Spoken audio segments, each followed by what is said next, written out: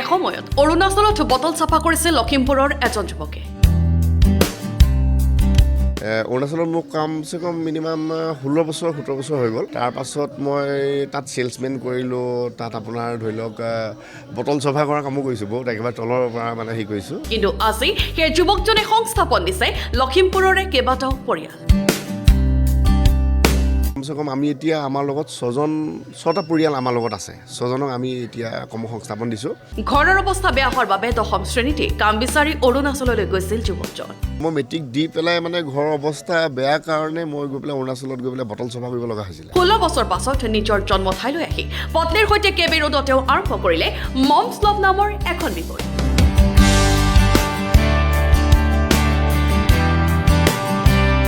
নিজাকে কিবা এটা কৰা মোৰ সপোন আছিল, এতিয়া সপোনটো পূৰ হোৱা দেখি ভাল লাগিছে।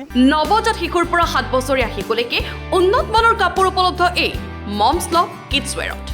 কিডছৰ কাপোৰ বুলি ক'লে আমি মনত ধাৰণা বহুত আহে যে কাপোৰটো কিডছৰ কাপোৰ কেনেকুৱা হ'ব, কি ফেব্ৰিকৰ হ'ব, কাৰণ আমি জানো শিশুসকলৰ শৰীৰটো বডিটো বহুত চেঞ্চিটিভ, আৰু তাৰ কাৰণে আমি এটা এনেকুৱা কোৱালিটি আমি দিব লাগিব যে শিশুৰ পিন্ধিলে ছফ্ট হ'ব, এলাৰ্জি নহয়। তেনেকুৱা টাইপৰ সৰু বাচ্চা জন্মৰ পৰা বেবীৰ পৰা লৈ পেলাই 5-6 বছৰলৈকে ভাবক। ফ্ৰক আছে আৰু এনেকুৱা বিভিন্ন ধৰণৰ আইটেমবোৰ আছে, চাব পাৰোঁ, চব কোৱালিটি আছে।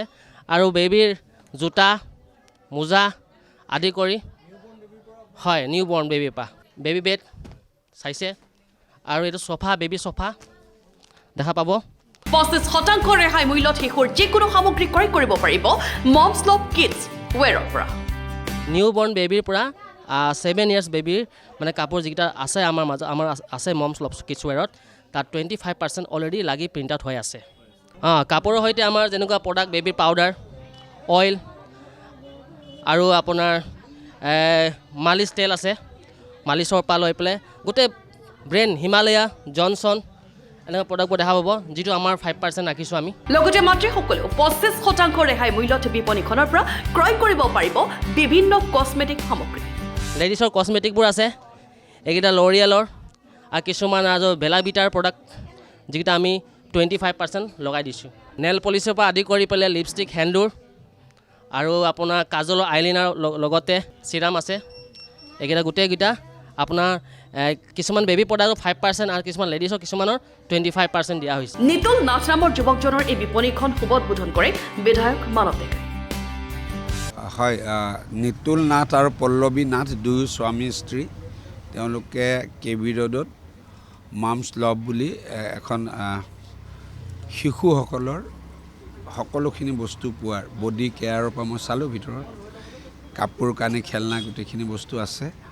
ভাল পদক্ষেপ লৈছে, আৰু এটা কৰ্মসংস্থাপন, নিজে ব্যৱসায় কৰাৰ উপৰি সংস্থাপিতও হ'ব মানুহ, গতিকে মই তেওঁলোকৰ ব্যৱসায়িক ভৱিষ্যতৰ উজ্জ্বল কামনা কৰিছোঁ। এই মমছ লভ কিডছ ৱেৰৰ পৰা শিশুৰ যিকোনো কাপোৰ যদি আপুনি ক্ৰয় কৰিব বিচাৰে তেন্তে গুলিমাৰী নামঘৰৰ সন্মুখৰ এই বিপণীখনৰ সৈতে যোগাযোগ কৰক 8638783539 নম্বৰত।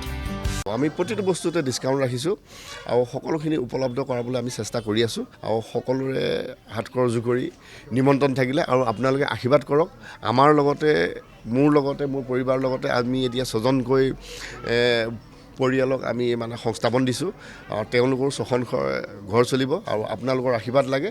আপোনালোকে আশীৰ্বাদ দিলে নিশ্চয় আমি আগবাঢ়ি যাব পাৰিম। আমাৰ এড্ৰেছটো হ'ল কেবি ৰোড, কুলিমালী গাঁৱৰ নামঘৰৰ অপজিটত হয়। Bureau report, Lakhimpur today.